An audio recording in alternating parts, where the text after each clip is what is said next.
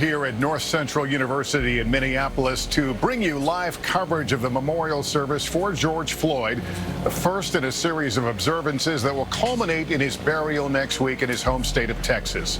10 days ago, just over 2 miles due south of here, George Floyd's life ended at the hands of 4 Minneapolis police officers, including one who pressed his knee into Floyd's neck for nearly 9 minutes as he lay dying in the street. Those officers, as you know by now, were fired and have now all been charged in his murder. In death, George Floyd has become larger than life, known the world over as a symbol of police brutality against African-American men. His name now a rallying cry for change and social justice. In the words of his 6-year-old daughter, Gianna, "Daddy changed the world," and that is likely to be a theme in the memorial service here today. Joining me for today's coverage is Today's Show co-host and MSNBC anchor Craig Melvin. Craig. And Lester, good afternoon to you. You mentioned the service. I spent some time talking to Benjamin Crump a few hours ago, of course, Mr. Crump, the attorney for the family, and I asked him what we could expect from this memorial service. He said it is not just going to be remembering the life of a 46-year-old father of 2. It is going to be talking about how his life in his death has become so much more than anyone could have imagined. You look out at the crowd here in Minneapolis. The crowd here looks a lot like the protest crowds we've seen all over this country, and it's quite striking. Young, old, black, white. It is a diverse crowd, to say the least. That has been one of the things most striking about these protests. A man dies in police custody in Minneapolis, and it sparks protests in Salt Lake City, Utah, in Florida, in literally every state in this country. Protests the likes of which we have not seen in our lifetime. There's going to be a fair amount of focus on moving forward, using his death as a rallying cry to change police tactics specifically. We know that Reverend Sharpton will be delivering the eulogy. We're also told that a number of activists and actors and athletes, musicians will be here. The gospel great Hezekiah Walker will be among those paying tribute to George Floyd as well, we're told.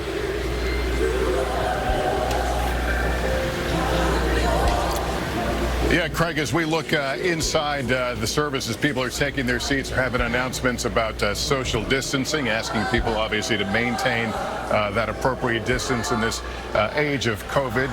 Also with us today to talk about things, Washington Post associate editor and NBC News contributor Eugene Robinson, Pulitzer Prize-winning New York Times reporter Nicole Hannah-Jones, Georgetown University law professor and former prosecutor Paul Butler with us as well. And I want to pick up with our panel with what Craig was talking about a moment ago. About an hour ago, a little more than an hour ago, I was at the site of where George Floyd died, where that makeshift memorial is underway. And I looked around that crowd. It was old, it was young, it was white, it was black. Eugene Robinson, let me start with you on this point. We have tended to look at these things sometimes through the idea that it's a black movement, that it's a black concern. We've seen anything but that in the protests and the faces that have stood up for justice in this case. That's absolutely right, Lester, and that's what I saw. I was down at the protest near Lafayette Square, near the White House, yesterday, the same spot where on Monday the protesters were routed in order to allow the president to have his photo op at St. John's Church. But the crowd I saw was incredibly different and was quite different from crowd, markedly different from the crowds that saw, for example, in 1968 in the widespread riots following the death of Dr. King. And so this tells me that we're really at an inflection point. Something really has changed. This is a society saying enough, saying there must be change this time. You can't keep going through this over and over again. We must do something. And so it is now our challenge society to follow through, and the challenge of public officials to listen and to act. And Nicole, in some of the other cases we followed, there were off-ramps that allowed people to maybe think, well, there were extenuating circumstances, there's something we don't know. How much does it change things, the fact that we were all witness to this, that video continued to roll as George Floyd was under that officer's knee? How has that provided folks a point where they can't take an off-ramp? Yeah, I think that's exactly what we're seeing here. I've actually been thinking a lot about Emmett Till in 1955, how seeing this 14-year-old's body displayed in his casket finally forced a lot of white Americans to confront the violence that they'd largely been willing to ignore, and that you have these certain terribly egregious moments where you can no longer deny what black communities have been saying. You can no longer deny the type of brutality and inequity that black Americans face. So this stood out to everyone, because if you are a human being, when you see a man lying face down on the ground pleading for his life while an agent of the state kneels on his neck for 8 minutes and 46 seconds as he is begging for his life. If you have a heart in your body, there's no way you could not have been outraged by that. And I think that, unfortunately, it sometimes takes a case like that to really galvanize Americans who were comfortable to sit home before. Yeah, Paul Butler, when I was at the memorial site today, I was talking to people for a nightly news story I'm working on about what does justice look for? What's the answer to the calls we've heard in the street? And is there a clear place that officials can move very quickly to answer the calls of these protesters that will make a strong statement that change is here and it's happening? I think so. For one example, Mr. Floyd was arrested for allegedly using a counterfeit $20 bill. That's not a crime where you need to be arrested. People can be given citations. We've seen too often in minor offenses, Eric Garner selling a Lucy cigarette in New York, that those cases escalate and lead to tragedy. President Obama had a commission that recommended a number of reforms that President Trump essentially tossed in the garbage. So it's not like we don't know how to make police officers more effective. The question is whether we have the will to implement those needed reforms, and hopefully this is the moment. Yeah, Eugene, I'll pick up that point with you. You know, life moves very quickly. Right now, we're all transfixed on this story. We're horrified by what happened. But as we've seen, you know, going from COVID to this, that things move very quickly. Will this one be different? Will we continue to focus on this moving forward? I think we will, Lester. I really think. I'm glad Nicole raised the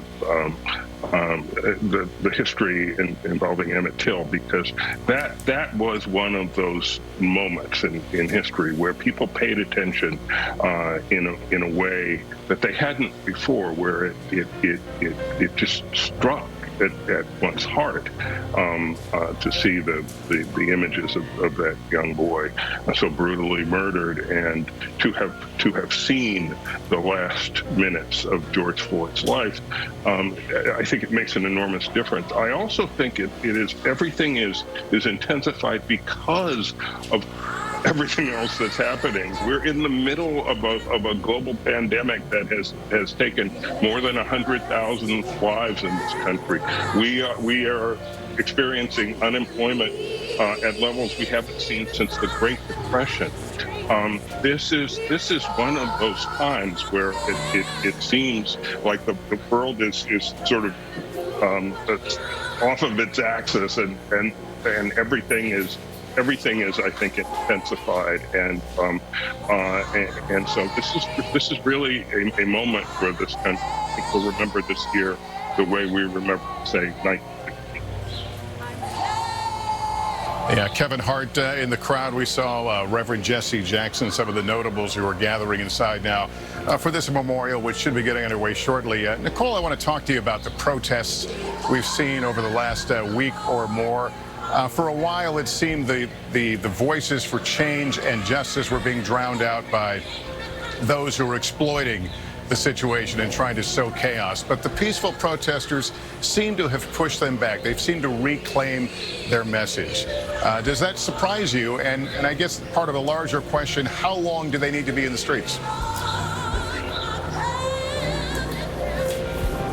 I mean, what's always the case is most of the people who participate in these uprisings are peacefully protesting.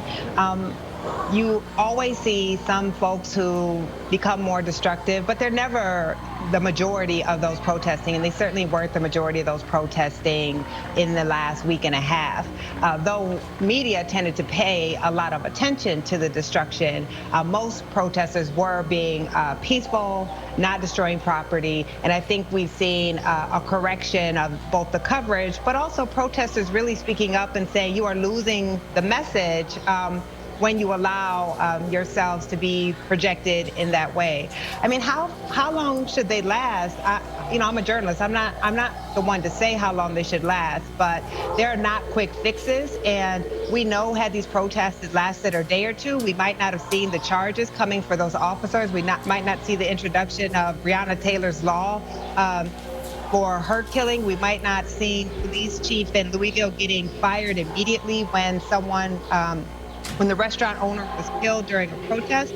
So how long it needs to last is how long Americans think that they need to continue to protest to finally be heard.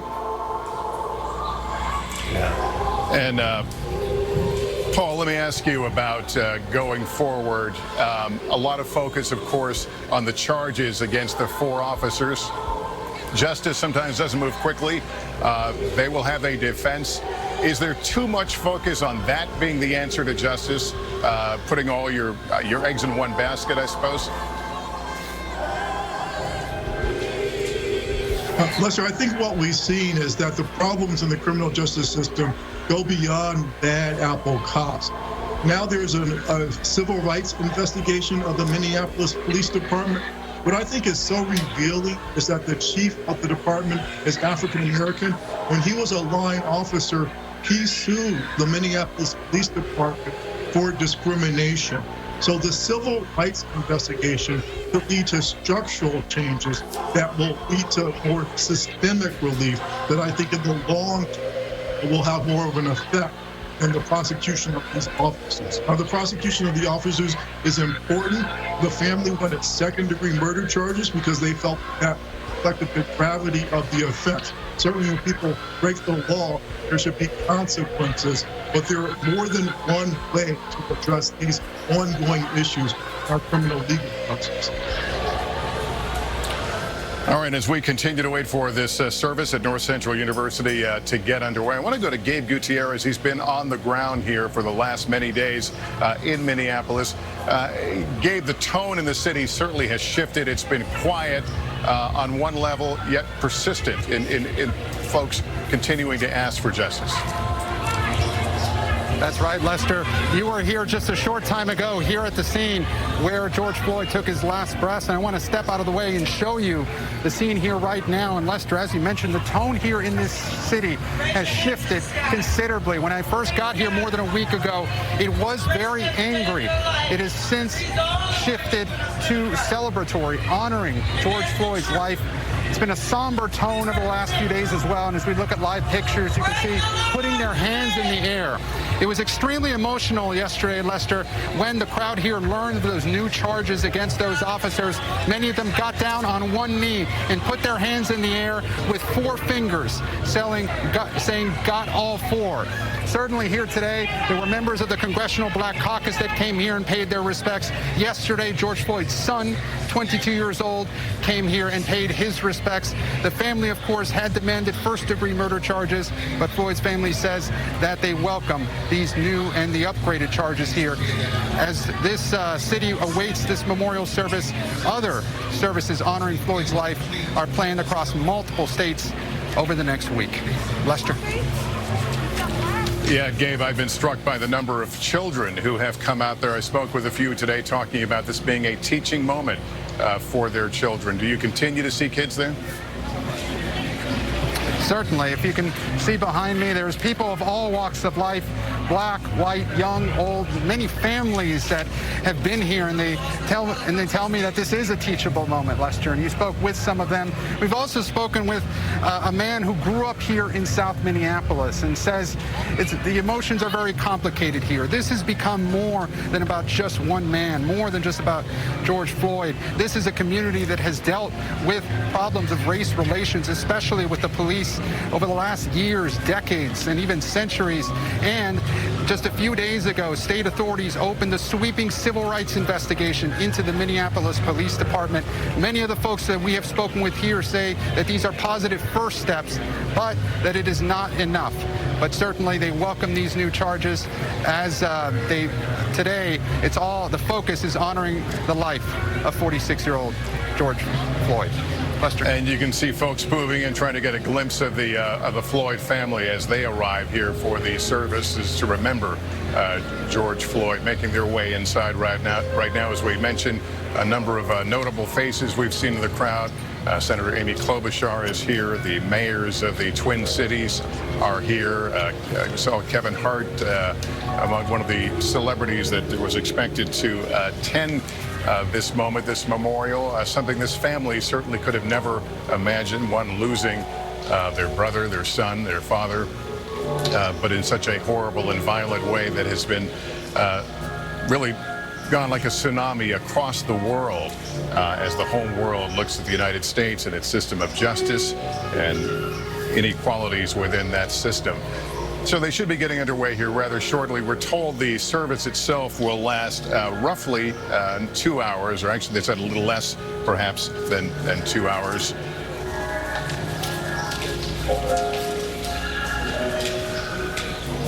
Let me go back to Craig Melvin right now, who was in the crowd. Craig, describe what you're seeing from your vantage point. Lester, you've got probably close to 1,000 people now who have filled the streets here outside North Central University, and they're piping in the service. They're piping the service into the streets, so we're hearing the gospel music here, and when the actual memorial service begins, we're told that folks will be able to sit, stand. There's a large park just a few feet from where I'm standing. Folks are in the park to hear the service, to hear the memorial. And it's what's striking, and we talked about this a little bit a few moments ago. I mean, you're familiar with the demographics of Minneapolis as we watch some more of the family members come in. Oh, and by the way, everyone who's going inside, I've also noticed that they're getting temperature checks as well, in addition to the pleas from one of the organizers inside to socially distance and wear your mask. They're also, everyone who's going inside for the service is undergoing a temperature check. But the demographics of Minneapolis are such that we should not be surprised that the crowds have been protesting. Those crowds are diverse. This is a very diverse city. One of the largest, if not the largest population of Somalians here in Minneapolis. But you also have a lot of young college students. This is a college town, a lot of young professionals as well. So those people that we've been seeing at the protesters are the same people who are filling the streets as well. We've also been told that when the service starts, Lester, we will, in addition to the eulogy from Reverend Sharpton, Ben Crump also going to be giving some remarks as well. A number of George Floyd's family members are also expected to get up and speak. One of the concerns that his brother has expressed over the past few days, one of the concerns is that George Floyd is going to just become a hashtag, and we've already seen it out here. I mean, his picture on T-shirts. His brother spent some time yesterday talking about how much his family doesn't want that to be his legacy. They don't want just the face of George Floyd to be worn, you know, by kids all across this country and across the world. They want his name to be associated with reform. They want his name to be associated with changing police tactics in this country. It's very interesting to see how quickly his family has embraced the idea of George Floyd really becoming a catalyst for something tremendous in this country. You mentioned his 6-year-old daughter. One of his childhood friends, Steven Jackson, an NBA player, an NBA All-Star. He has spent some time over the past week, and there's the picture I was just going to reference. That's George Floyd's 6-year-old daughter. Steven Jackson hoisted her onto his shoulders yesterday, and she was chanting, "Daddy changed the world, Daddy changed the world." They haven't told George Floyd's daughter, they haven't told her precisely how he died, only that he died because he couldn't breathe. Jackson says that he is going to step in and be that father figure for his daughter. 46-year-old George Floyd, who won't be able to walk her down the aisle, go to the graduations, go to the plays, the concerts. They want to make sure that part of George Floyd is remembered today during this memorial service as well, Lester. Yeah, Craig, thank you. I want to bring in Eugene Robinson to kind of put this afternoon in perspective. Why is this memorial important, not just for this community, but for the country?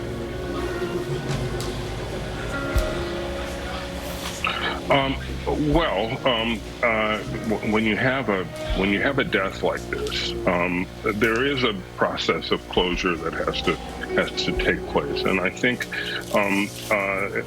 this is the beginning of that process. There's going to be another ceremony in North Carolina and more in Houston, the final funeral in Houston next week. But I think it's very important, certainly for the community of Minneapolis, to say goodbye in a way that recognizes his life and also recognizes the importance of his tragic death, and that says he did not die in vain. And so I think that's important for not just the people of Minneapolis, but people around the country. I think will watch today and will pray and we'll have a chance to get to know George Floyd in a way that in a fuller way, a more rounded. I get to know the man, not just the victim we saw in that horrific video. So I think people are paying attention, and I think it'll be the beginning of this process of closure on his death. Yeah, the Reverend Al Sharpton, who will be leading the eulogy, is now inside preparing to take his seat for today's service. Nicole, I want to ask you about some of the other byproducts. A lot of talk right now, obviously, about police reform, criminal justice reform. But what other areas now? We're talking about hearing funds now being diverted away from police departments to community programs. How powerful is that?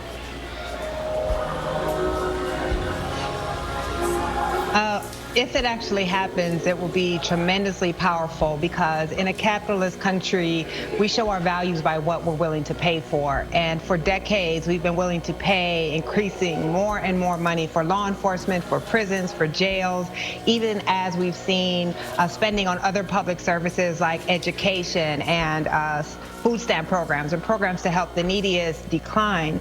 There was just this really devastating article in the Washington Post today that said that 52% of Black adults are unemployed in this country right now. That it would take, you would have to add up the household wealth of 11.5 Black households for every one white household to see that equality. So we're talking about police brutality, but police brutality is just the worst manifestation of the looting that Black Americans experience in this country every day. And we need really economic policy that is going to address all Americans are hurting, but Black Americans experience a particular hurt, and I hope we will see resources going to address that instead of simply policing. Yeah, but is it a narrow window right now that the everyone has the attention on these issues.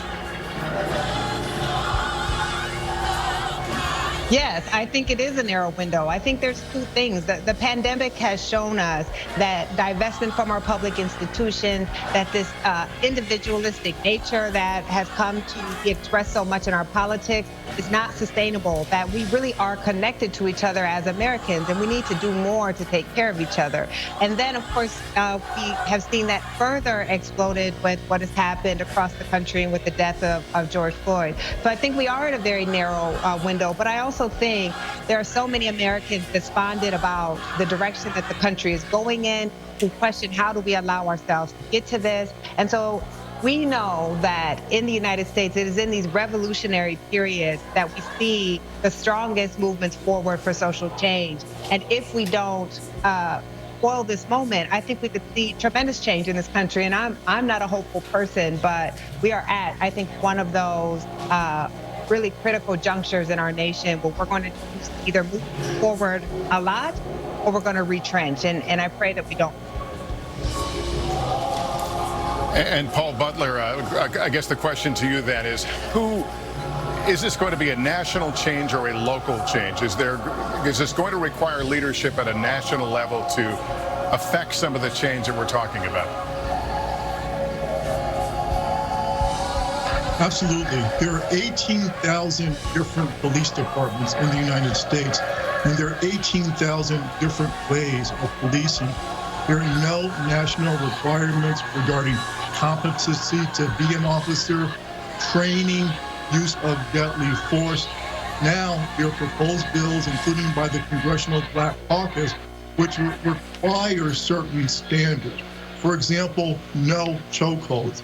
In Minneapolis, it's actually legal for a cop to use a chokehold when he would otherwise use deadly force. Neck restraint, the kind that was used on Mr. Floyd, is also a permissible tactic, even though it's known to have the high level of risk that caused the death of Mr. Floyd. So we definitely need a national leadership and national standards for these issues. We're looking inside right now. It appears we're getting close to the beginning of the service. We're at North Central University here in Minneapolis for the memorial for George Floyd, who died here a week ago Monday on the streets under the knee of a police officer. Let's take you inside now.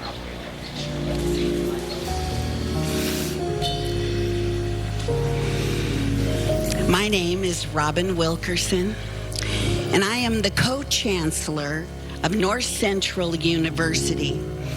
To all the friends and the family of George Floyd and all of our esteemed guests here today, I want to welcome you on behalf of the university, on behalf of Dr. Scott Hagan, President, on behalf of the Board of Regents, on behalf of the faculty. We're so grateful that you're here with us today. And we're honored that you have come to mourn the loss and celebrate the life of Mr. George Floyd.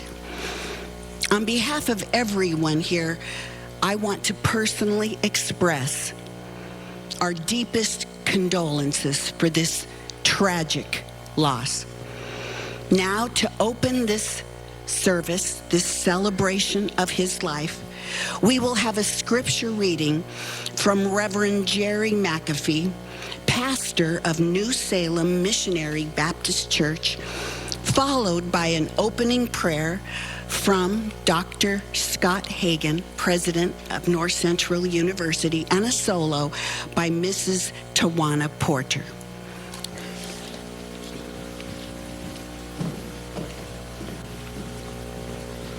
On behalf of the pastors and preachers from Minneapolis and St. Paul, the Bloods on the south side, Gangster Disciples and Vice Lords on the north side, Psalms 27. The Lord is my light and my salvation. Whom shall I fear? The Lord is the strength of my life. Of whom shall I be afraid? When the wicked, even mine enemies and my foes, came upon me to eat up my flesh, they stumbled and fell. Though an host should encamp against me, my heart shall not fear. The war should rise against me, in this will I be confident. One thing have I desired of the Lord, that will I seek after, that I may dwell in the house of the Lord all the days of my life, to behold the beauty of the Lord, and to inquire in his temple. For in the time of trouble he shall hide me in his pavilion. In the secret of his tabernacle shall he hide me.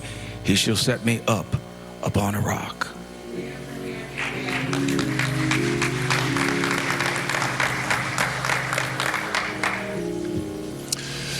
Just once again, on behalf of North Central University, I want to welcome the Floyd family to our campus. This is truly an undeserved honor for our university. I've been praying all week that this sacred space would become a table of healing for the Floyd family, for the city of Minneapolis, and for the world that is grieving beyond these walls. In just a moment, I want to offer a brief prayer. But before I offer that brief prayer, I just want to announce, as president of this school, the institution of the George Floyd Memorial Scholarship.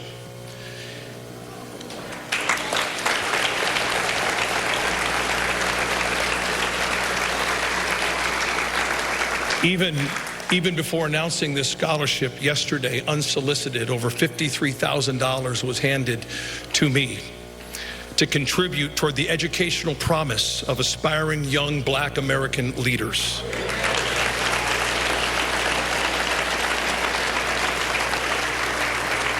But here's what I really want to say. Far beyond North Central University, I am now challenging every university president in the United States of America to establish your own George Floyd Memorial Scholarship Fund.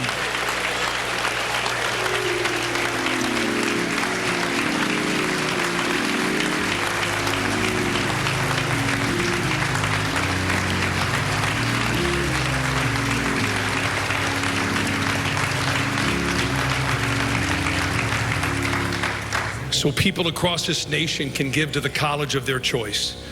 It is time to invest like never before in a new generation of young Black Americans who are poised and ready to take leadership in our nation. So university presidents, let's step up together.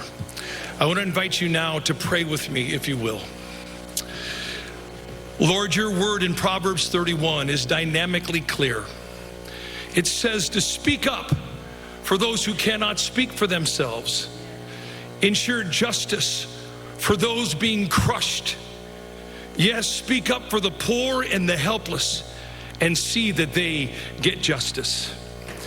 Lord, we are asking today for you to take this table of healing here in Minneapolis today and multiply this healing all over this nation as part of that now never fading voice crying out on behalf of those who have been and who are now being crushed in body and spirit.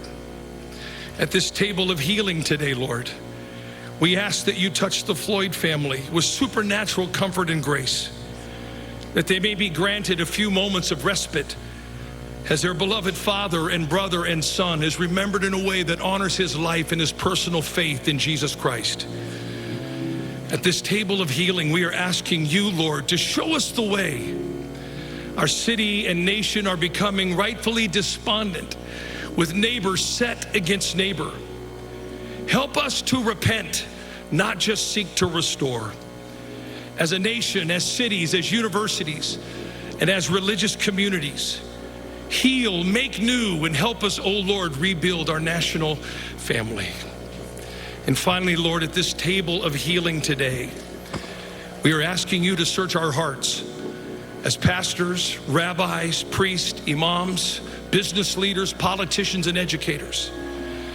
Help us reconcile our failed witness and lead us forward as caring neighbors and diligent gatekeepers of mutuality and mercy.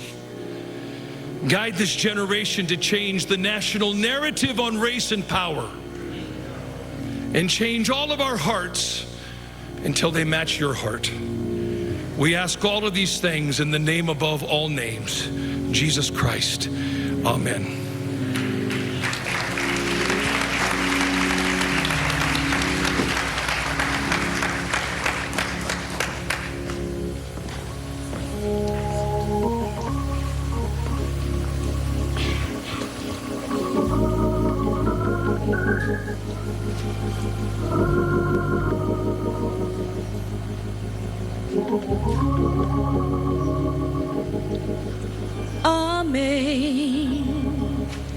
Amazing grace,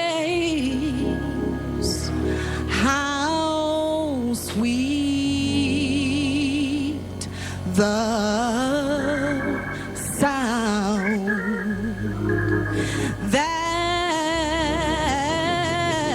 saved a wretch like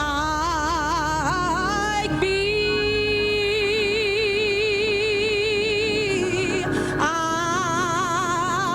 once was lost, but now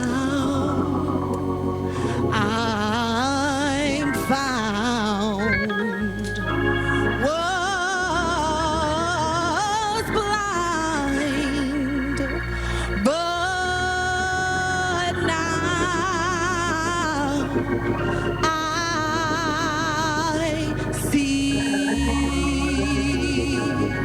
'Twas grace that taught my heart to fear, and grace my fears relieve.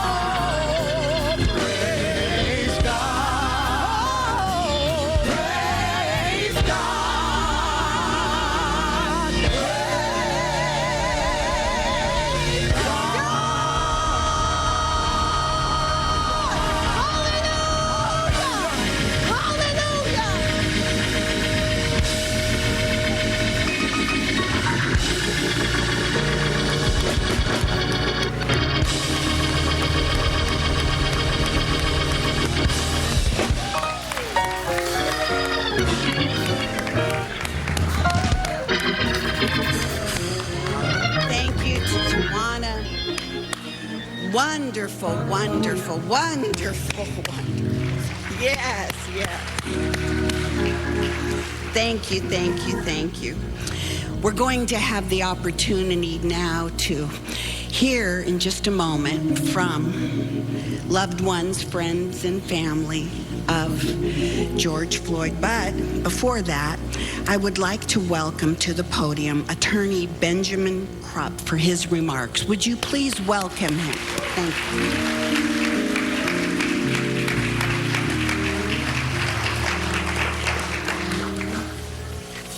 I'm Attorney Ben Crump, and along with Attorney Tony Ramanucci and Attorney Chris Stewart, as my co-counsels out front seeking justice for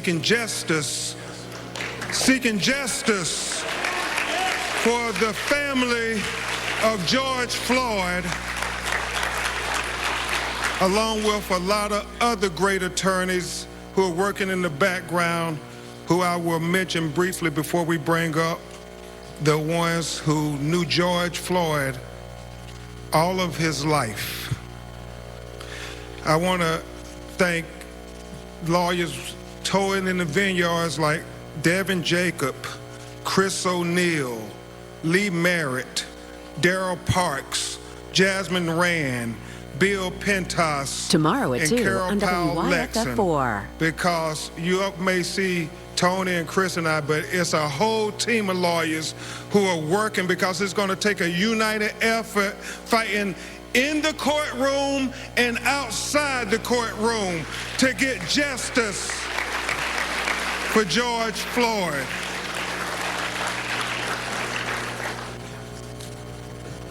I would tell you all that because of the coronavirus pandemic, we have to stay on a strict schedule, and we all have to do this social distancing. But I want to just put it on the record, Reverend Al, that it was not the coronavirus pandemic that killed George Floyd. I want to make it clear on the record. Will Packard, it was that other pandemic that we're far too familiar with in America, that pandemic of racism and discrimination that killed George Floyd. So before we make a plea to justice, we feel it appropriate that you hear from the people who really knew George the boy, knew George the adolescent, knew George the man, and from whence George came. So I would ask that his brother Polonus Floyd, his brother Rodney Floyd, his cousin Sharita Tate, his nephew Brandon Williams, please come to the stage, and I would ask Attorney Tony Ramanucci and Attorney Chris Stewart to come and stand with me behind them as united they tell the world why we should celebrate the life of George Floyd. Please come up, family.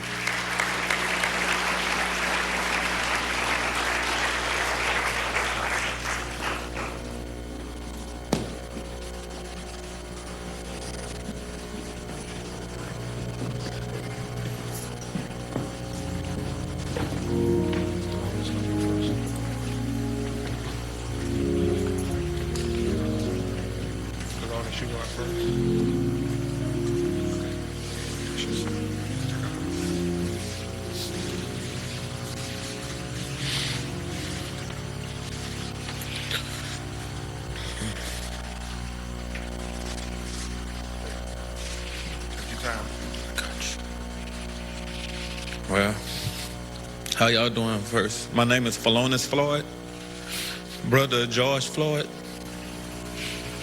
Well, we come up together. We didn't have much. Our mom did what she could. We would sleep in the same beds. play video games together, go outside and, you know, play catch with the football. And I used to say to myself, like, man, you can't throw. You can't throw at all. You know what I mean? Because the ball never came to me. And years down the line, because I was catching with one hand, two hands, any way you threw it, I started being able to catch it. He said, I can throw, but I just wanted you to go get the ball. The ball don't need to come to you. You need to go get the ball. But, you know, my brother, we did a lot of things together, from like talking with my mom, dancing with my mom, cooking with our mom, brothers and sisters. Man, so much. We made banana mayonnaise sandwiches together, you know. It was a family thing, you know. Every day, we know when we come in the house, our mom was gonna have a huge plate of food separate from each other, and we would sit there and argue with each other who plate it was. And I'm like in like 10 or 11, I'm talking about the plate with 6 pieces of chicken is mine, and he way bigger than me. You know what I mean? He's huge. So, man, from that, being in the house with my brother, man, it was just like inspiring to other people, because my mom used to take in other kids, and most of them was George's friends, and they wanted to stay with her. They loved her, you know. And my brother, he was okay with it. So then you had 3, to me, they were grown then, because they kicked me out the room. They were 3 men, like 16, 17, they grown, sleeping in the same bed, waking up, going to the same school. And they wouldn't leave each other at all. They always wanted to be with each other at all times. Now, I remember nights when the day before school, we didn't have a washing machine.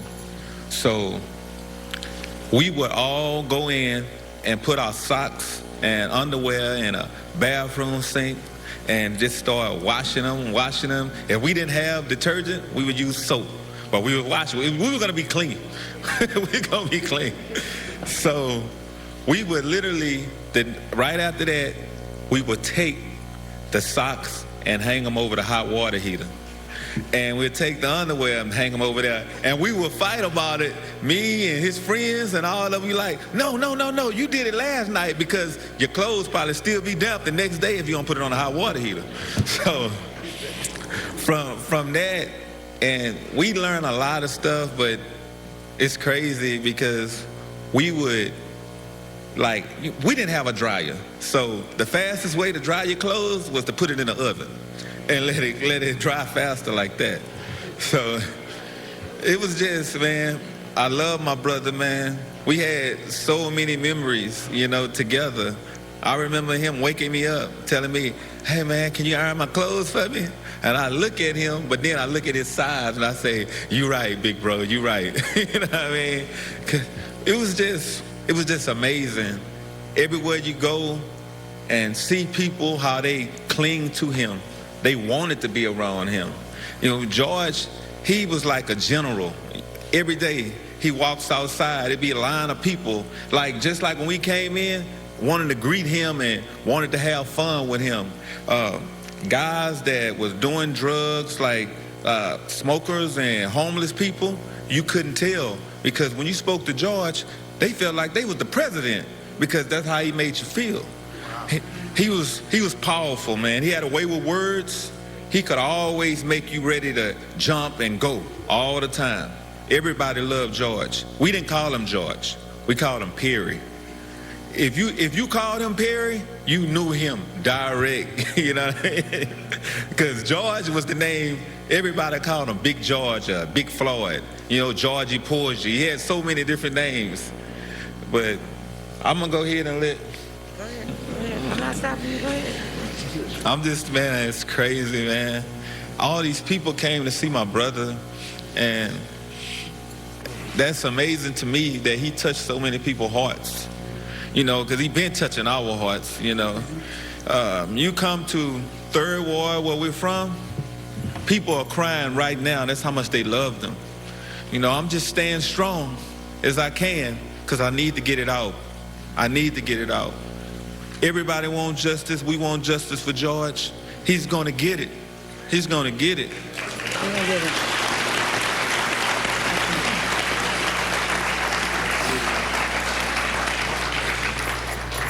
Good afternoon, everyone. I'm just going to echo some of the things that Falon has talked about, and that is that we come from a long line of large family members. Our mothers were siblings of 13, and if I can kind of fast forward a little bit, my aunt she lived in Houston, and she would always talk about being there and not having any of the siblings close to her. So my mother decided to move to the Houston area back early 80, 81. And so we came to Houston, and we were all excited that we could have somebody close to us, because the only time we really would see each other is like during the holidays or when people would travel to visit my grandmother. Long story short, I mean, we didn't have a whole lot, but we always had each other. And we always were taught that, you know, we could always bring other people into the fold. Always, no one should ever go home without having a meal or having food. And so that's how, as he talked about, my aunt was someone in the community that everybody, they called her Miss Sissy. And all the kids loved to come over there. And she ended up having, you know, 30 or 40 kids that would come over there because they always knew that they could get something to eat if they came there. And not only food, but they could be loved and they could feel part of a fold. So we were raised to always welcome people in and to embrace other people.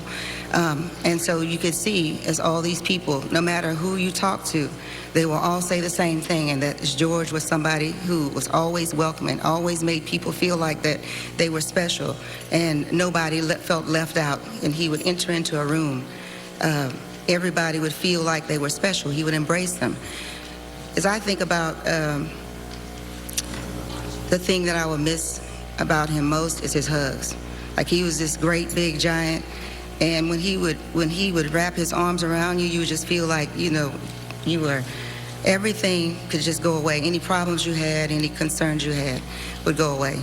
So while we're all grieving, I just want to kind of highlight his children, you know, Quincy, Javion, Tanjanika, Tyson, and Gianna, and his 3-year-old granddaughter, Journey. We all need prayer. But if I am honest about it, we are more concerned about his children and his grandchildren. So I ask that you pray for us as we go along this marathon to make sure that justice is served on George's behalf, or Perry as we call him.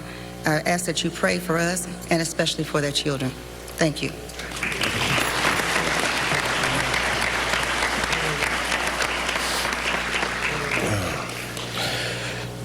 How y'all doing? I am Rodney Floyd, youngest brother of George Floyd.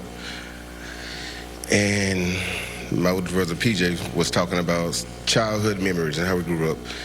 And I would like to start where he left off. We didn't have much growing up, but all that great stuff, how we dried and washed our clothes, that was just ingenuity. And I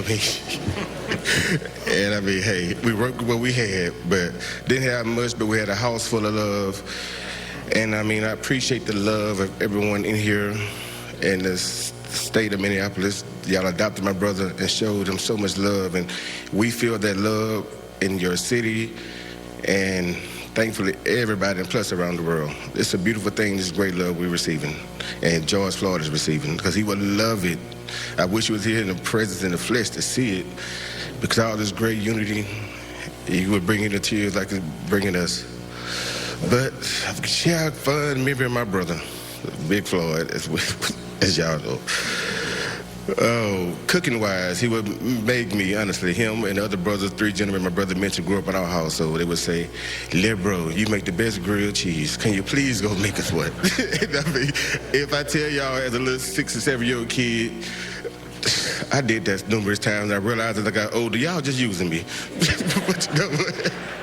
But you know, I was just happy to be doing it.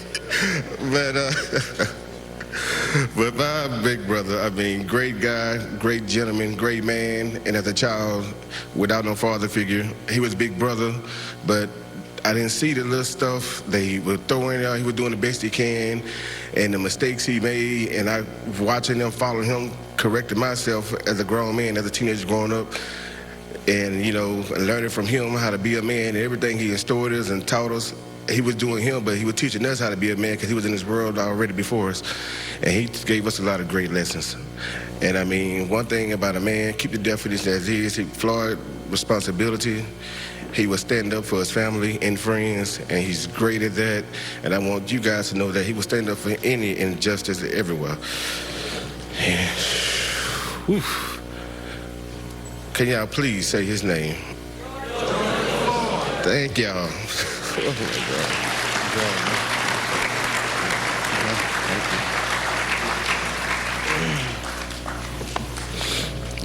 God. I'm Brandon Williams. I'm George's nephew. I call him Perry. You know, we happen to share the same middle name for some reason. My mama wanted to name all of us after some of her siblings, and coincidentally, I ended up with George. Growing up, I mean, I'm a lot younger than them, but my grandmother raised me. I didn't have a father figure present in my life, so I grew up in the same house with them. And, you know, my uncles were more of a father figure in my life. And with Perry being the alpha male, you know, I gravitated to him. Coming up, I played sports. He did. You know, that kind of connected us and brought us real close. I'm trying not to be sad. This is a lot harder than I thought it would be. I just remember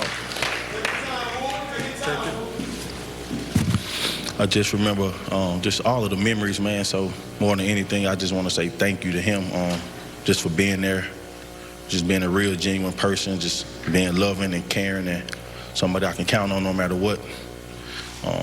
We didn't have much, but coming up, my grandmother tried her best, and wherever she selected, he picked it up for me. He made sure I had sneakers and clothes and a lot of stuff like that, and I appreciate that. I'm gonna end it with a funny story about he was the biggest LeBron James fan, and I remember, I don't know if you guys are familiar with the NBA, but when the Cavaliers, they came back on the Golden State Warriors in the finals, and I remember the very first phone call, and I told him, "Unc, man, you too happy. You sound like you won a championship." And we laughed about it, and, you know, he said, "Man, you know how I feel about LeBron. I did win a championship." So, and every time we would talk, you know, I asked him, like, "Hey, how you doing, man? You good?" And he said, "I feel like I won a championship."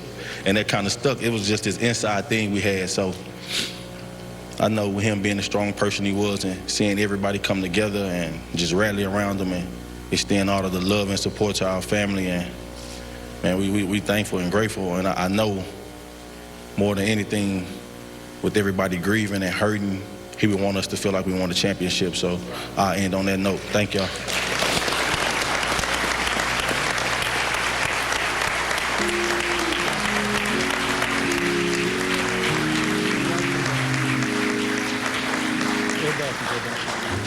Y'all, please give his family another round of applause.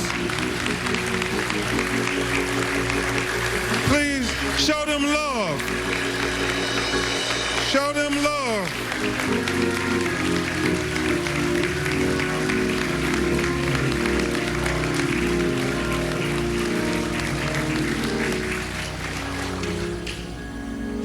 Thank you all so much for bearing your hearts.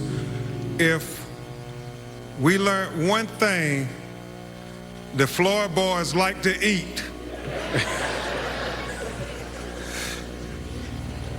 And also, they had a conversation with Tyler Perry, and it was pretty profound because they said, "We are the big extended black family that you portray, Will Packard and others, on your movie screens, because we all need one another."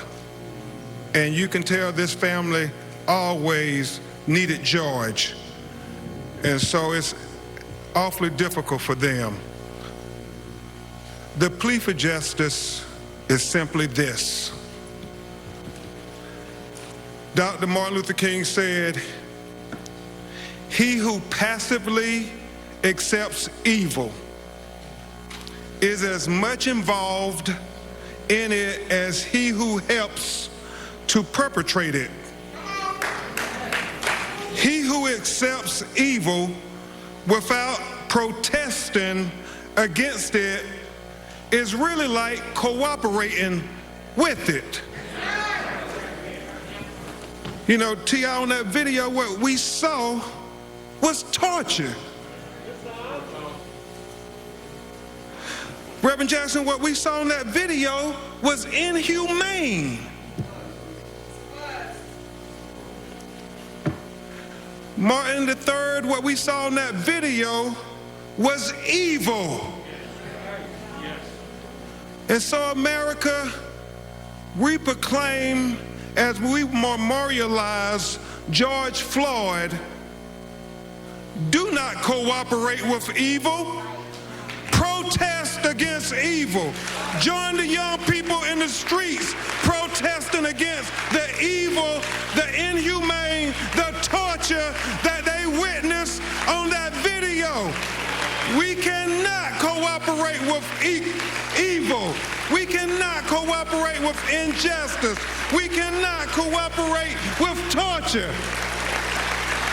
Because George Floyd deserved better than that. We all deserve better than that. His family deserves better than that. His children deserve better than that.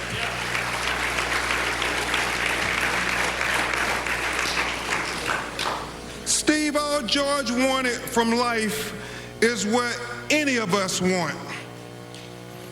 As Thomas Jefferson said in the Declaration of Independence, the unalienable rights endowed by our Creator, Tyrese, to life, liberty, and the pursuit to be happy on this earth. That's all George was asking for, like any and all of us. But he was denied those rights. And we will seek justice in his name. We will all united as a people who are God's children seek justice in his name. But beyond the specific justice, in his case, Chris, the prosecution of the 4 individuals who deprived George of his life, we seek a broader, more transformative justice. Reverend Al, a more just system of policing. Kevin, a more just treatment of people of color. Chris, a more just criminal justice system. In essence, what we are endeavoring to do, Brandon, is what my personal hero, Thurgood Marshall, said. Make the Constitution real for all Americans. You see, Justice Marshall said the basis of the Constitution is simply this, that a black baby born to a black mother, the most uneducated black mother, the most inarticulate black mother, the most impoverished black mother, has the same exact rights as a white baby born to a white mother, the most educated white mother, the most articulate white mother, has the most affluent white mother, just by virtue of that baby drawing its first breath as an American. Now, Justice Marshall said, Reverend Jackson, I know that's not the case in America today, but I challenge anybody to say, Tony, that's not the goal we're fighting for. He said, I challenge anybody to say, that's not what makes America the great beacon of hope and justice for all the world to marvel. So when we fight for the George Floyds of the world, But more importantly, when we fight for the unknown George Floyds of the world, when we fight for the Trayvon Martins of the world, when we fight for the Terrence Crutches of the world, when we fight for the Michael Browns of the world, when we fight for the Alton Sterlings of the world, when we fight for the Philando Castillos of the world, when we fight for the Jamar Clarks of the world, when we fight for the Eric Gardners of the world, when we fight for the Sandra Blands of the world, when we fight for the Ahmaud Arbery's of the world, when we fight for the Breonna Taylors of the world, when we fight for the Natasha McKinney's of the world, when we fight for the Stephon Clarks of the world, when we fight for the least of these, what we are really doing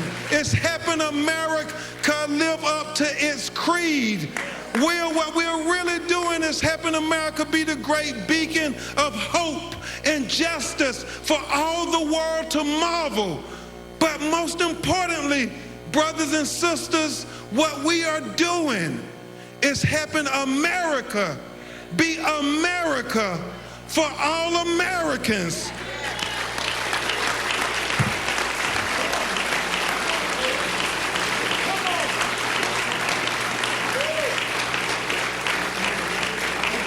What we want, T.I., is not two justice systems in America, one for black America and one for white America.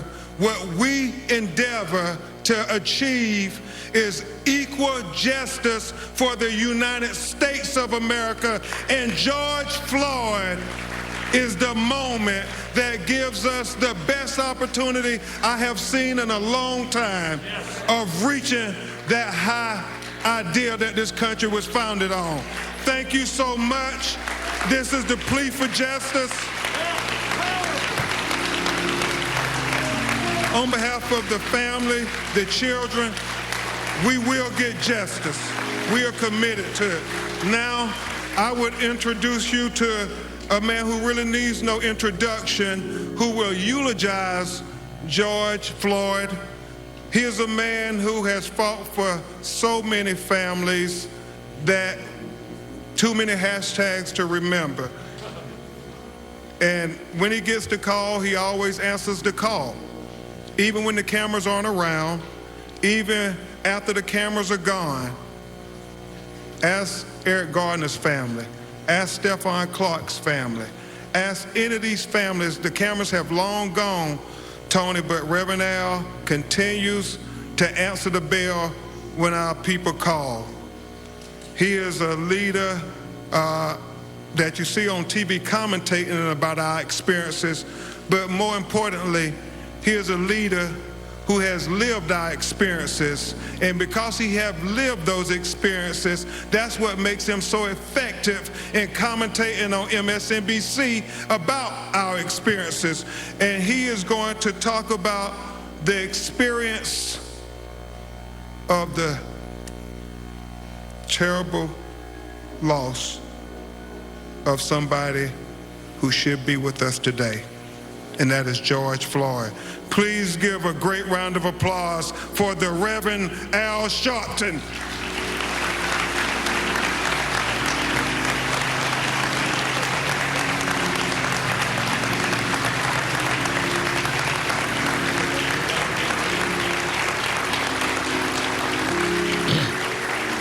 Thank you.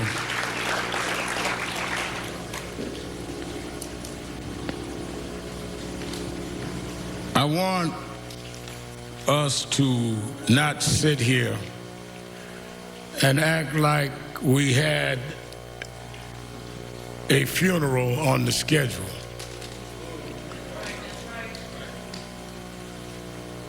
George Floyd should not be among the deceased.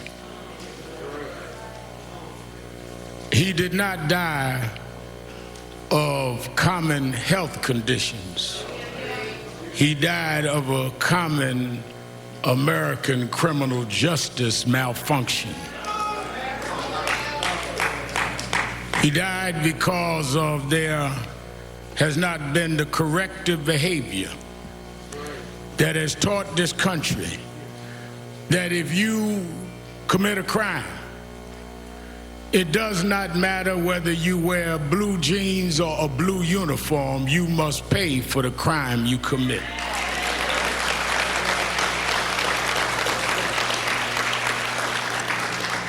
So it is not a normal funeral.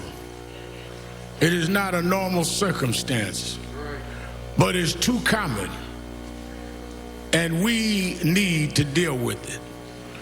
Let me ask those of you that in the traditions of eulogies need a scriptural reference, go to Ecclesiastes 3rd chapter. First verse says, to everything there is a time and a purpose and season under the heavens. I'm going to leave it there. I saw somebody standing in front of a church the other day had been boarded up as a result of violence, held the Bible in his hand. I've been preaching since I was a little boy. I never seen anyone hold a Bible like that, but I'll leave that alone.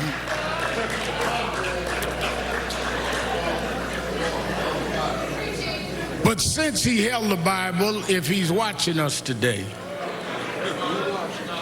I would like him to open that Bible.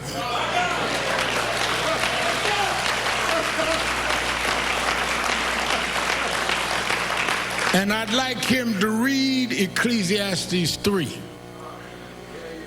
To every season, there's a time and a purpose.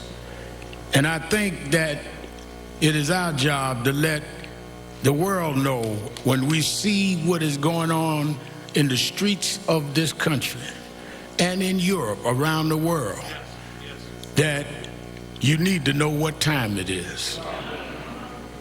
First of all, we cannot use Bibles as a prop.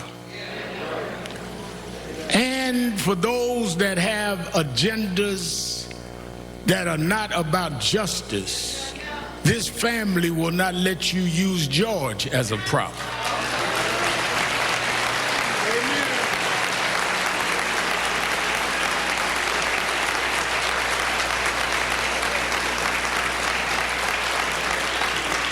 If you want to get your stuff off, don't use him. Let us stand for what is right. Because when I got the call from Attorney Crump, and usually when he calls me, it's not to find out how I'm doing. It's usually because something happened that he wants National Action Network and I to get involved. And he explained to me what was happening with this case. And I'd already heard about it in the media. And immediately I said, well, let me know what you want me to do. He said, whatever you need to do. One of the things, Martin, that I've always had to deal with is critics would say, all Al Sharpton wants is publicity. Well, that's exactly what I want. Because nobody calls me to keep a secret. People call me to blow up issues that nobody else will deal with. I'm the blow up man, and I don't apologize for that. Because you get away too much with hiding things. Honey has talked about y'all putting clothes in the oven to have your clothes dried. Well, I didn't grow up in the third world, but I grew up in Third Ward. I grew up in Brownsville, and we had roaches. Now, I know Kevin Hart and some of the rich Hollywood folk here don't know what roaches are, but we had roaches, Ludacris. And one thing I found out about roaches is that if you keep the light off, if you're in the dark, a roach will pull up to your dinner table and have a 5-course meal. So I learned that one of the ways to deal with roaches is if you cut the light on. I could run them roaches and track them down. And I've spent all my life chasing roaches all over this country.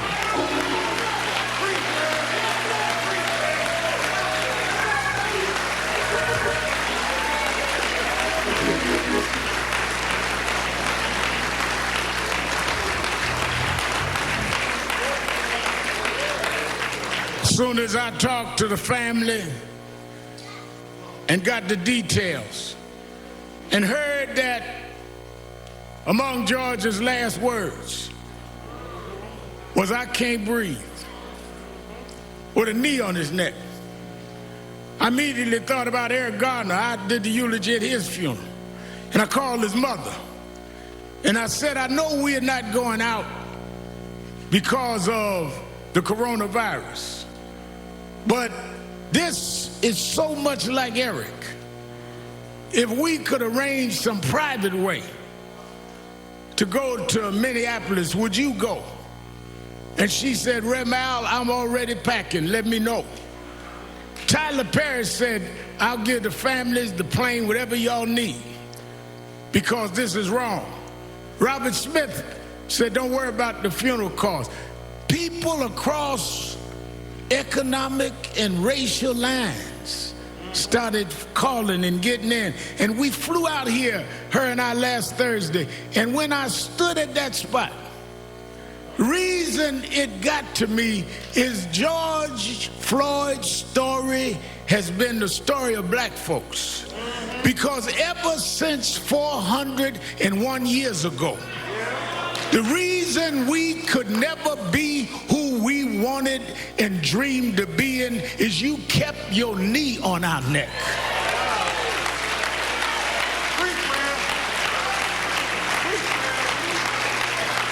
We were smarter than the underfunded schools you put us in, but you had your knee on our neck.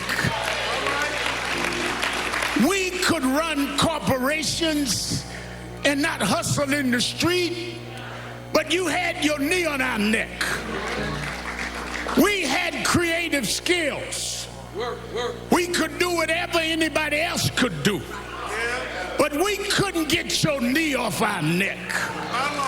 What happened to Floyd happens every day in this country, in education, in health services, and in every area of American life. It's time for us to stand up in George's name and say, "Get your knee off our necks."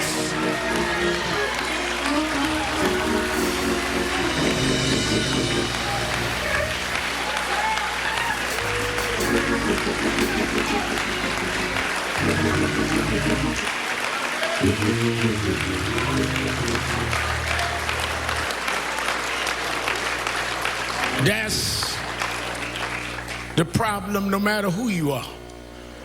We thought maybe we had a complex, T.I., maybe it was just us. But even blacks that were broke through, you kept your knee on that neck. Yeah. Michael Jordan won all of these championships, and you kept digging for mess because you got to put a knee on our neck. White housewives would run home to see a black woman on TV named Oprah Winfrey, and you mess with her because you just can't take your knee off our neck. Man comes out of a single-parent home, educates himself, and rises up and becomes the president of the United States. And you ask him for his birth certificate because you can't take your knee off our neck. The reason why we're marching all over the world is we were like George. We couldn't breathe, not because there was something wrong with our lungs, but you wouldn't take your knee off our neck. We don't want no favors. Just get up off of us, and we can be and do whatever we can be.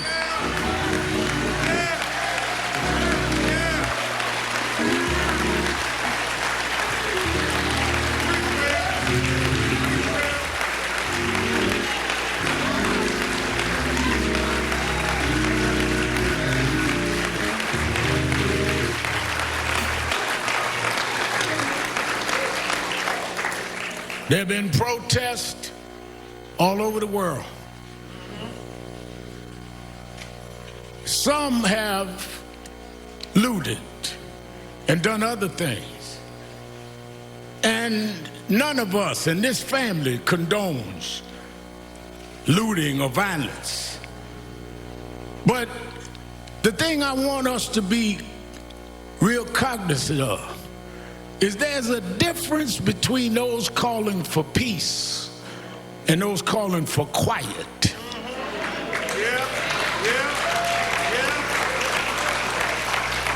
Some of y'all don't want peace.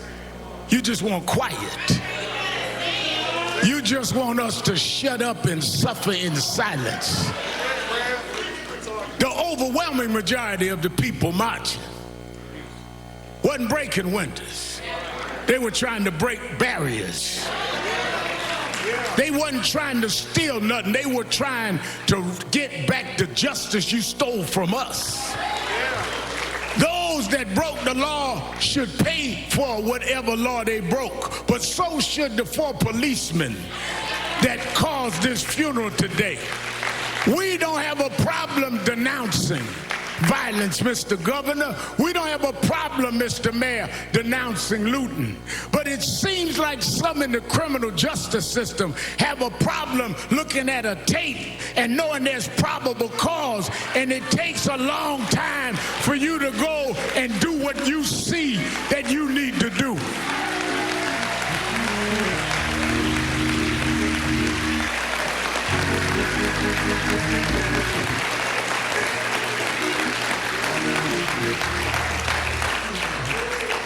But I'm one that has been Crump said. National Action Network and I have been involved in a lot of these fights we started around criminal justice. I did speeches and eulogies at most of the funerals that we've had in this space in the last couple of decades, and led the marches and did what we had to do. I look at Martin III, we went to jail together, fighting these fights, like his daddy went to jail before. But I'm more hopeful today than ever. Why? Well, let me go back. Reverend Jackson always taught me, stay on your text. Go back to my text, Ecclesiastes. There is a time and a season.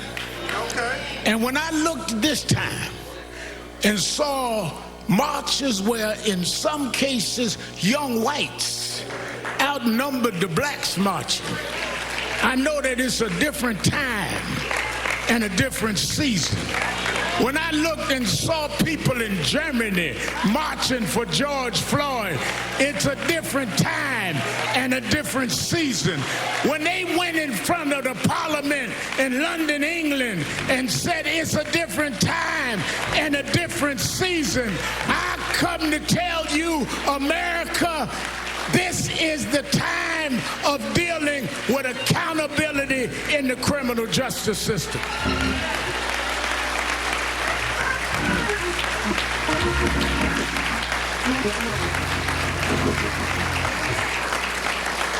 Stephen, years ago, I went to march. Now I remember a young white lady looked me right in the face and said, "Nigga, go home." But when I was here last Thursday, and Miss Carr and I was headed back to the airport, I stopped near the police station. And as I was talking to a reporter, a young white girl, she didn't look no older than 11 years old. She tagged my suit jacket. And I looked around and I braced myself. And she looked at me and said, "No justice, no peace."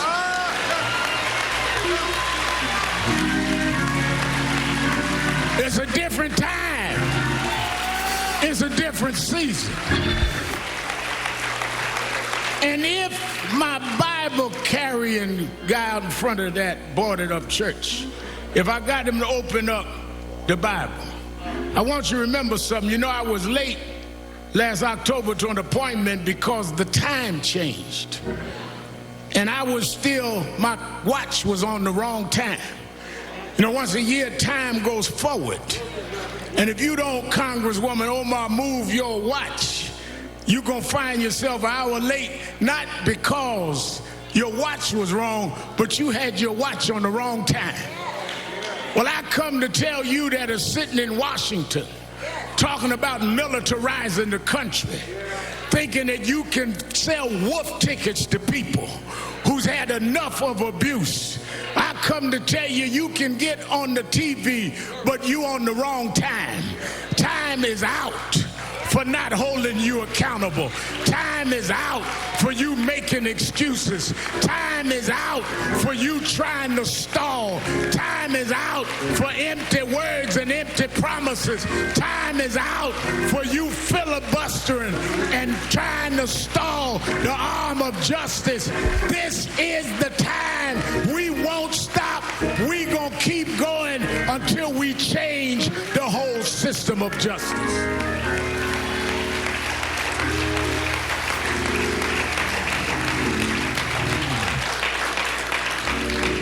Our organizations have called this a day of mourning.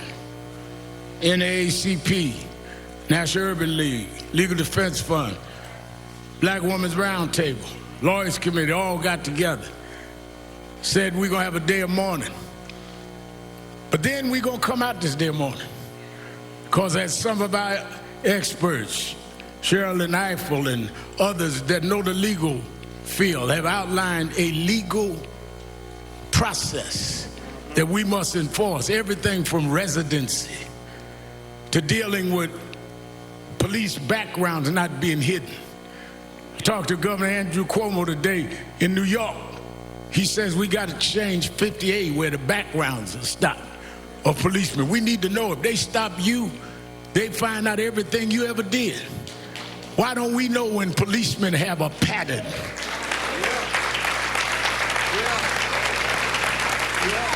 We got to go back to consent decrees. Under the Obama administration, they had put certain cities with patterns and practice under consent decrees. From Jamal Bryant to know when he was pastoring there in Baltimore, that they put it under consent decree. One of the first things that happened in the next administration was they stopped the consent decrees. We have specific policies that need to happen. Therefore, I'm glad Martin III is here today, because on August 28th, the 57th anniversary of the March on Washington, we're going back to Washington, Martin. That's where your father stood in the shadows of the Lincoln Memorial and said, I have a dream. Well, we're going back this August 28th to restore and recommit that dream, to stand up, because just like at one era we had to fight slavery, another era we had to fight Jim Crow, another era we dealt with voting rights, this is the era to deal with policing and criminal justice. We need to go back to Washington and stand up, black, white, Latino, Arab, in the shadows of Lincoln, and tell them this is the time to stop this.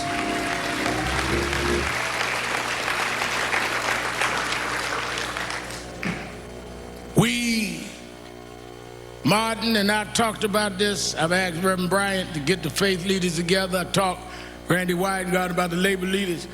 Oh no, we're going to organize in the next couple of months in every region, not only for a march, but for a new process. And it's going to be led by the Floyd family. And it's going to be led by the Garner family.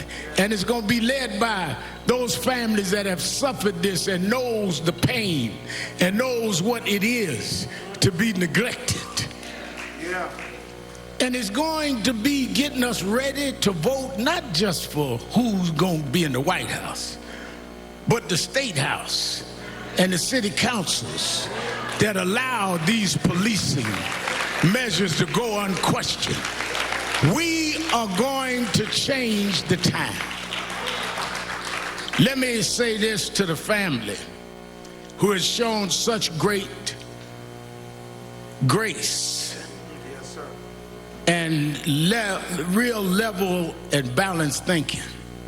And that's why I want them to help lead this. And I think one of the greatest thinkers of our time, Dr. Michael Eric Dyson, I've asked come and speak. We need to break down, because y'all don't know what time it is. Y'all are operating like it's yesterday. And the reason y'all late catching up to what these protests means is because you didn't turn your clock forward. Talking about make America great. Great for who and great when? We gonna make America great for everybody for the first time.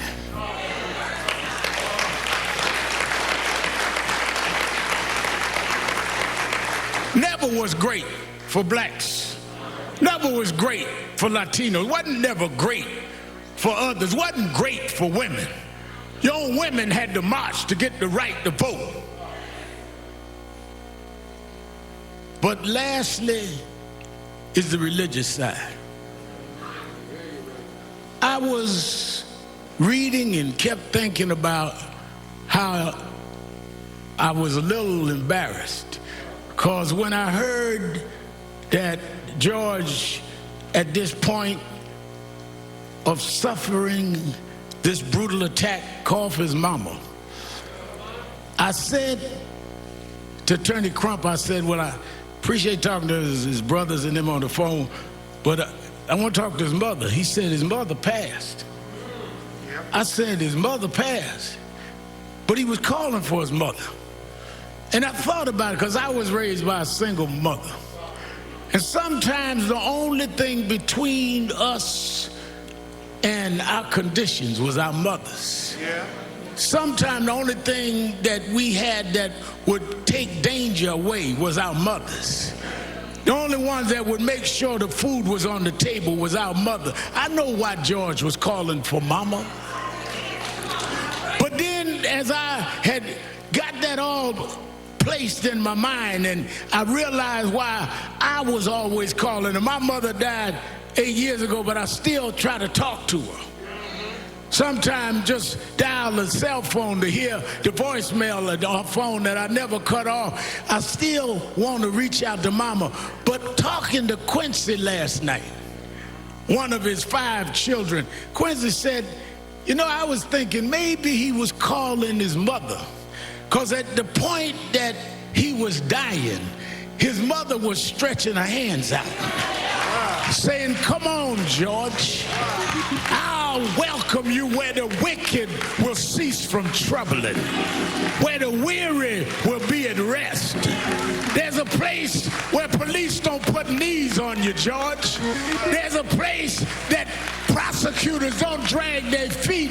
Maybe mama said, come on, George. There's a God that still sits high, but he looks down low, and he'll make a way out of no way. This God is still on the throne. The reason we can fight, I don't care who's in the White House, there is another house that said if we'll fight, he'll fight our battles. If we stand up, he'll hold us up. So as we leave here today, I say to this family, I know that years ago we told them, Reverend Jackson told us, keep hope alive. Yeah. Then I know that President Obama wrote a book about hope. But I want you to know in my life, there's times that I lost hope. Things can happen like this that'll dash your hope. But there's something that is sister to hope called faith. Faith is the substance of things hoped for, the evidence of things unseen. Faith is when you got a pile of bills and no money, but you say he will provide all of my needs.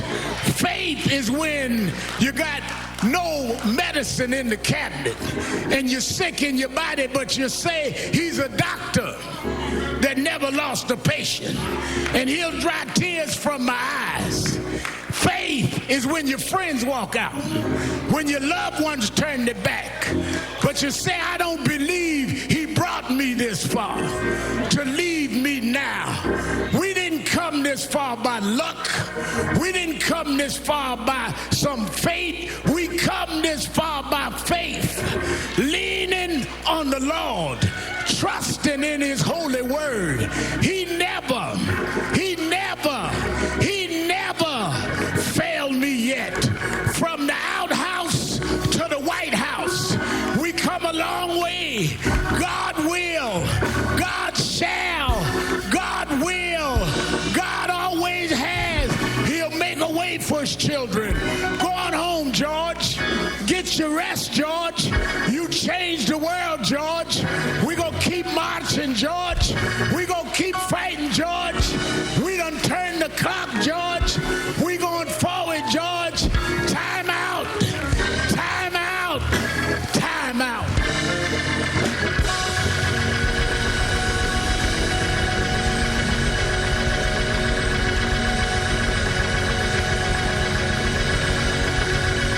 Hezekiah Walker. We ask gospel great Hezekiah Walker sing a song for the family. After which, Derek Johnson of the NAACP asked me, Attorney Crump, we're going to stand for 8 minutes and 46 seconds. 46 seconds. Though that was the time that George was on the ground. And we want you all over the world to stand with us for 8 minutes and 46 seconds and make that commitment for justice in the name of George. I want to thank the members of the Congressional Black Caucus for being with us. Won't you stand?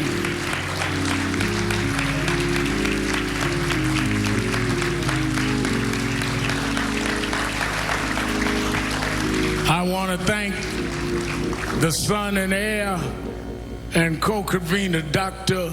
Martin Luther King III, for being with us.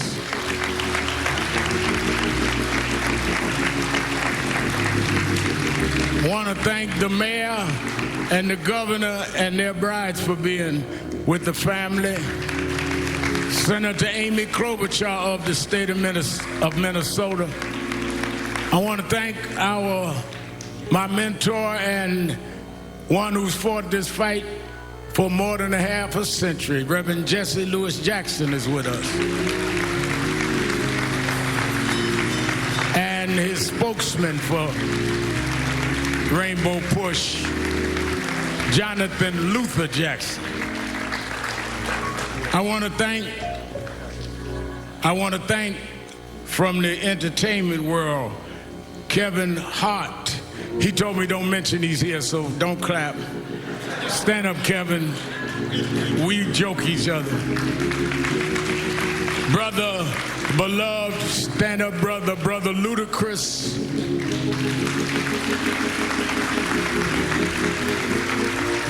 Tyrese Gibson, who's an extraordinary activist in his own right. Master P.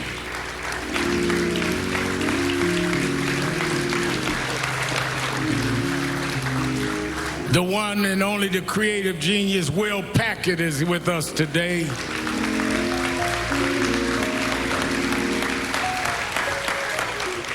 And a brother that we've marched together and done a lot of things. He does not just put his name on somebody's petition, he puts his body on the line. Brother T.I. is in the house.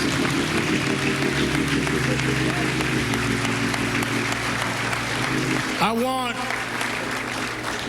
this brother's one of the greatest gospel singers alive. Is Tiffany here? Oh, wait a minute. I didn't want to announce and say I embarrassed her. Let me tell you something. One of the most popular, outstanding artists that is also committed. I've read her interview. She think I'm old and don't read stuff, but I do. And she's been committed and saying the right things, and she wanted to be here today. And I was so busy joking with Kevin, I didn't even look at her. Let us welcome our sister beloved, Sister Tiffany Haddish is in the house.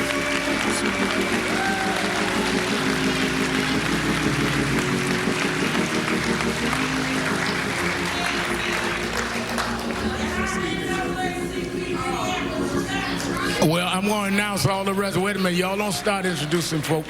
I got them all. Let us hear a selection from Brother Hezekiah Walker. God bless everybody. Let's have some church for a little while. Y'all ready to have some church? I came all the way from Brooklyn, New York to do this for George and the family. The song says, every praise, amen, is unto our God. Let's do it. Come on, let's stand to our feet, everybody. Come on. Come on. Put your hands together. Come on. Come on, come on, come on. Come on. Every praise, come on. Every praise is to our God. It's to our God. Every word of worship. Every word of worship. With one accord. One accord. Every praise. Every praise. Every praise. Every praise. To our God. It's to our God. Sing hallelujah. Sing hallelujah. Oh, to our God. Glory hallelujah. Glory hallelujah. Is to our God. To our God. Every praise. Every praise. Every praise. Every praise. To our God. To our God. Come on, let's take it up. Come on. Every praise. To our God. To our God. Put them hands together. Come on. Every word of worship. With one accord. With one accord. Come on. Every praise. Every praise. Every praise. Every praise. To our God. To our God. Look at your neighbor and say, sing hallelujah. Sing hallelujah. Oh, to our God. Glory hallelujah. Glory hallelujah. Is to our God. To our God. Come on. Every praise. Every praise. Every praise. Every praise. To our God. To our God. Come on, my people. Let's take it up one more time. Come on. Every praise. It's to our God. every word of worship. Every word of worship. With one accord. With one accord. Every praise. Every praise. Every praise. Every praise. To our God. To our God. I don't care how you feeling. Sing hallelujah. Hallelujah. To our To God. our God. Hallelujah. Glory, hallelujah. To our To God. our God. Every praise. Every praise. Every praise. Every Is to our God. To our God. This is my favorite part right here. Come on. God, my Savior. God, my healer. God, my deliverer. Yes, He is. Yes, He is. You say it now. God, my Savior. God, my Savior. God, my healer. God, my healer. God, my deliverer. Yes, He is. Yes, He is. Yes, He is. Yes, He is. God, my Savior. God, my Savior. God, my healer. God, my healer. God, my deliverer. God, my deliverer. Yes, He is. Yes, He is. Yes, He is. Yes, He is. Yes, He is. Yes, He is.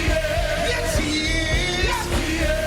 Every praise Every praise to our God. to our God. Every word of worship Every word of worship. with one accord. One accord. Every praise. Every praise. Every praise. Every praise. Every praise. Every praise. Every praise. Every praise. All of my worship. Every praise. All of my praise. Every praise. When you see me dancing. Every praise. Every praise. Every praise. When you see me shouting. Every praise. Every praise. Every praise. Every praise. Every praise. Every praise.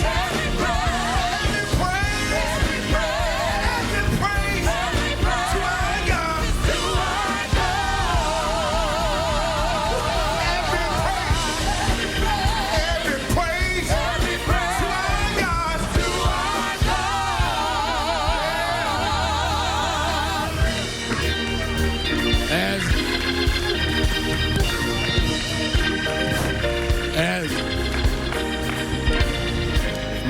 All right, as we remain standing, I want to recognize Clyde Bellecourt of the American Indian Movement. Brother Bellecourt, we're honored that you came. Thank you. And let me say, they recognize someone yelled out the state chair of the NAACP, and many of Black Lives Matter, many of the grassroots organizations that have been doing the protests on the ground in Minneapolis and around the country. Movements are about everybody. We don't exclude anybody. Those young folks, some of them organic, some organized on their own, some NAACP, some Urban League, some National Action Network. We need everybody. This is not a competition. This is a movement.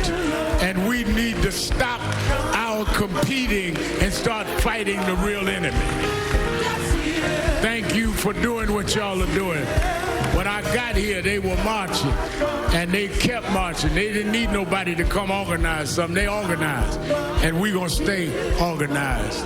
And I really thank them for their work. We want to pause for 8 minutes and 46 seconds. I want because of the pandemic, I'm not going to ask you to take hands, but I want you to stand next to someone with the right distance. The amazing thing about this movement, people say they never see marches all over the country. Well, we've had that, but we never had it in a pandemic. The reason I know this is a different time is people came out by the hundreds of thousands at risk of their own health to stand up. People that had been sheltered in broke out of shelter. First flight I took was to come here in many weeks. And maybe in God's own way, Martin, the fact we were sheltered means we couldn't watch sports, couldn't watch nothing. We had to keep watching that tape. Maybe because we had no distractions, that finally we're ready to deal with this. So as we stand, I would like us to stand together, and I think there's only one woman up here. I want Tiffany, since I was disrespectful, would you come stand with us up here? Tiffany Haddish, so you won't be talking about me in your next interview. And I would like the mother of Eric Garner, who's mother of the one who originally died of police custody, saying, "I can't breathe," to stand with me and Ben Crump on stage. It's Gwen Carr. Let us stand. Somebody said, Reverend, 8 minutes is a long time. That minute was long enough for the police to understand what they were doing. That means it was long enough for one of them 3 cops to stop what was going on. That means it was long enough for whatever this officer had in mind for him to rethink. As you go through these long 8 minutes, think about what George was going through, laying there for those 8 minutes, begging for his life. Heard someone say, narrating his own death. We can't let this go. We can't keep living like this. Sam Jackson, is Sam still here? Steve Jackson, is he here? Steve, we won't recognize, I was recognizing everybody. We got to stop this here. And we got to, in this time, bring about a new season. Let us stand still. You that believe in faith, bow your heads, or whichever way you worship.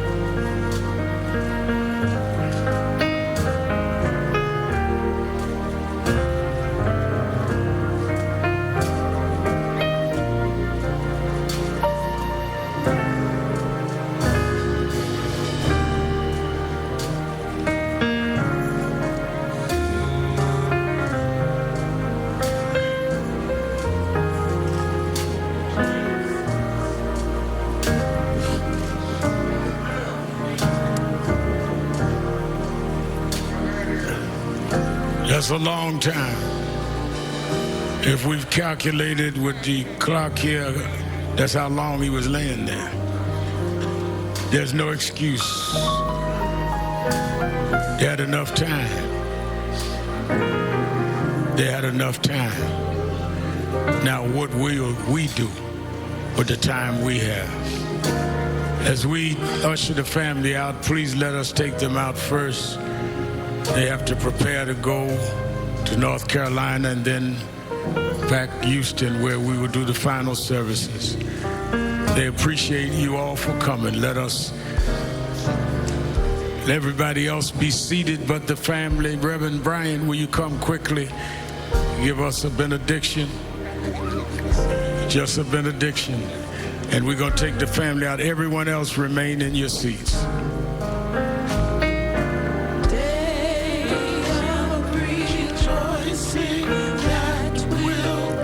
If you'll remain where you are for the benediction.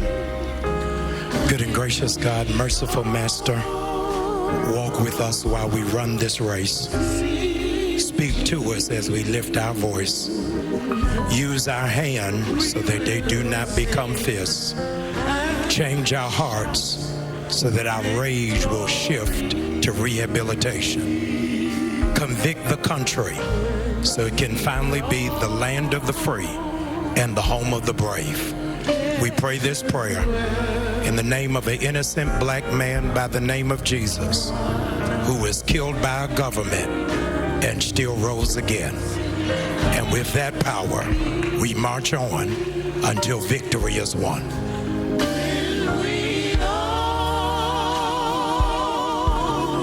Let's usher the family. Excuse me, we need everyone to be seated except the family. Please, everyone, please be seated except the family. Let's, please, everyone, please remain in your seat as we escort this family. The family of George Floyd now to be led out of the chapel here at the university. A stirring service for the man who was known to most Americans, most of the world, through that awful video of him being held down out of the knee of a Minneapolis police officer. But the service today bringing to light who he was, the people who loved him, and his members of his family speaking. But perhaps the most powerful moment of this stirring service, that 8 minutes and 46 seconds of silence, the same amount of time that George Floyd was under the knee of that police officer. Let me bring in today's show co-host and MSNBC anchor Craig Melvin. Craig, it was chilling, that 8 minutes and 46 seconds. I'm a little bit above the crowd, but you could see the heads held down, people in prayer, and even moments of disbelief when the comprehension of knowing how long that period of time was. Tell me from your vantage point what it was like. Yeah, I looked out over this sea of about 1,000, maybe more, outside the service, Lester, and some were praying, some were reflecting, some were crying. I saw about a dozen folks also take a knee as well. That service that we're still watching here, part remembrance, also part call to action as well. Some news was made in there. In August, apparently there is going to be another march in Washington to call for a federal policing act.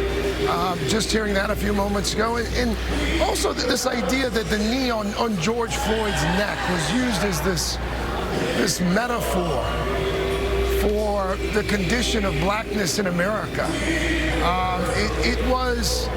There was something for everyone in that eulogy. To hear from George Floyd's brothers, to hear from the nephew describing a guy that loved basketball, that loved LeBron James, and liked banana and mayonnaise sandwiches. It really helped humanize it, and you can probably hear the applause here from the crowd. Someone has just come out and they're just family who are yeah. And there's also someone holding up a "We Can't Breathe" shirt as well. And when they emerged, that's when the applause started there. You see it right there, Lester.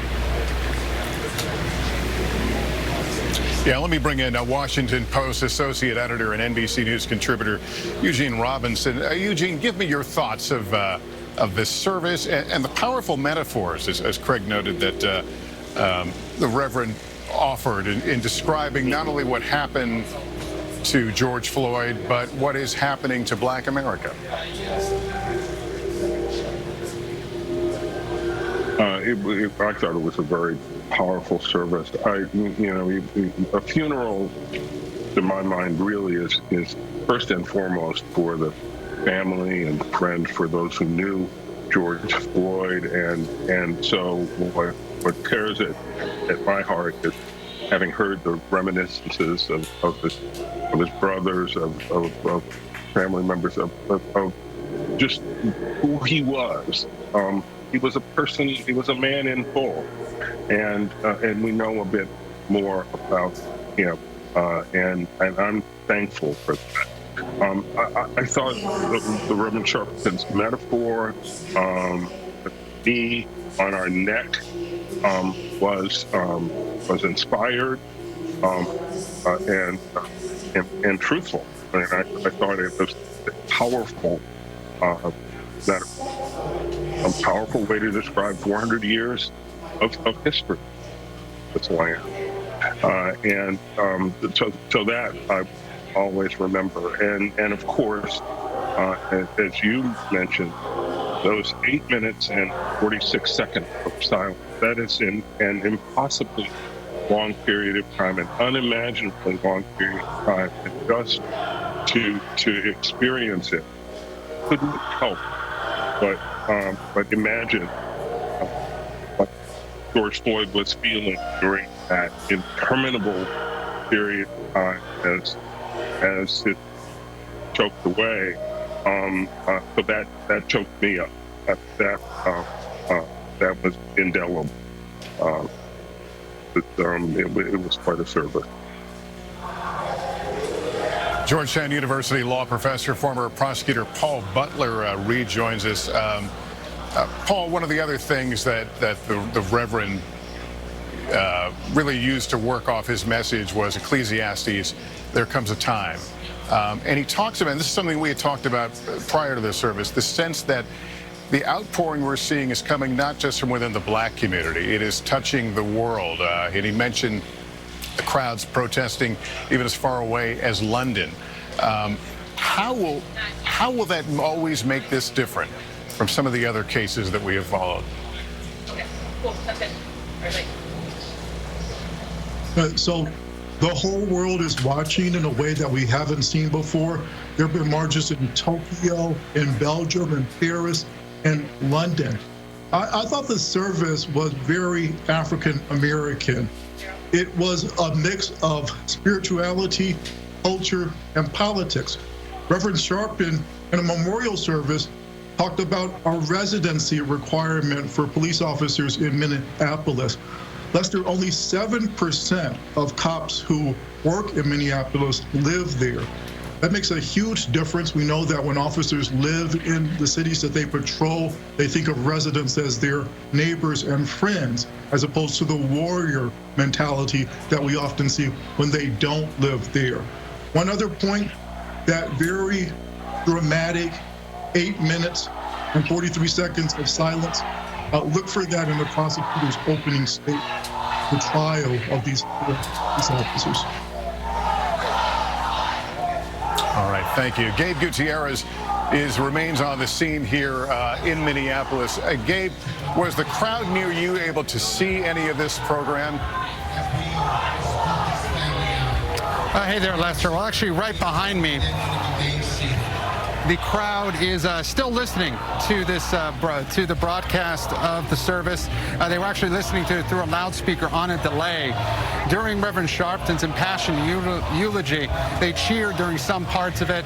Certainly, when the call went out for a march on Washington in August on the 57th anniversary of MLK's I Have a Dream speech, that got a reaction. It's a very emotional time here, Lester, and as you can see, as you were pointing out earlier, this is a crowd, very diverse crowd, young and old, of all races. And Lester, what I want to point out here, and I was thinking of it as I was listening to that eulogy and listening to that service, it was just a few days ago, Lester, that this city was burning. Parts of Minneapolis were on fire. We would wake up overnight and report, and we would go out to certain neighborhoods, and certain neighborhoods were on fire, and the tone has changed dramatically over the last few days. It is now a somber tone.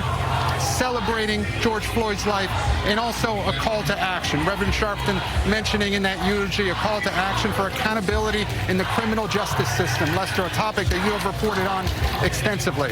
So right now, at the scene where George Floyd took his last breath, you can see it's a bit of a celebration of his life, a change in tone from anger and outrage and pain to celebration.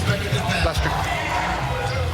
Gabe, thank you very much. And here outside the university, the family of George Floyd has made its way out, and now listening to the crowd chant the name George Floyd. Just out of the camera range is the hearse, the other vehicles that will carry the family away.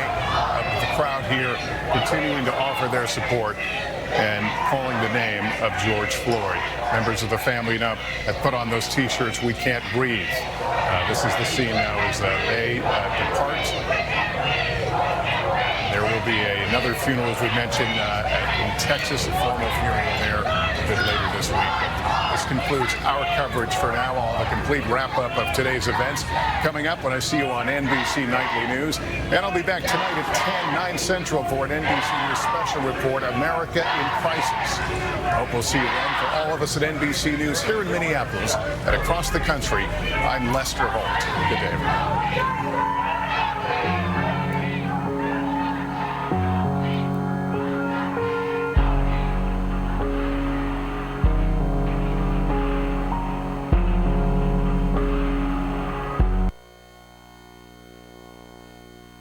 Live, local,